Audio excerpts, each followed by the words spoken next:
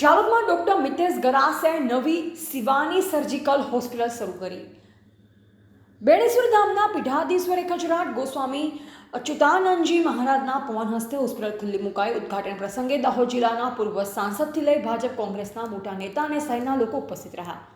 જાલોદના પૂર્વ ધારાસભ્ય ડોક્ટર મિતેશ ગરાસિયાએ જાલોદ બસ સ્ટેશન સામે એક દંત એવન્યુ શોપિંગ સેન્ટરમાં શિવાની સર્જિકલ હોસ્પિટલ શરૂ કરી છે, જ્યાં દર્દીઓને 24 કલાક સારવાર મળશે। રવિવારે આ નવીન હોસ્પિટલનું ઉદ્ઘાટન રાજસ્થાનના બેણેશ્વર ધામ હરિમંદિરના પીઠાધીશ્વર ખજરાટ ગોસ્વામી અચ્યુતાનંદજી મહારાજના પાવન હસ્તે કરવામાં આવ્યું।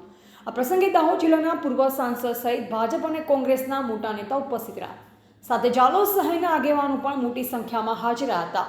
ડોક્ટર મિતેશ ગરાસિયાએ જાલોદ તાલુકામાં લાંબા સમય સુધી ડોક્ટર તરીકે સેવા આપી હતી। હવે ફરીથી લોકોની સારવાર માટે આ નવી શિવાની સર્જિકલ હોસ્પિટલ શરૂ કરી છે। નવીન હોસ્પિટલના ઉદ્ઘાટન પ્રસંગે ડોક્ટર મિતેશ ગરાસિયાએ શુભેચ્છા પાઠવવામાં આવી।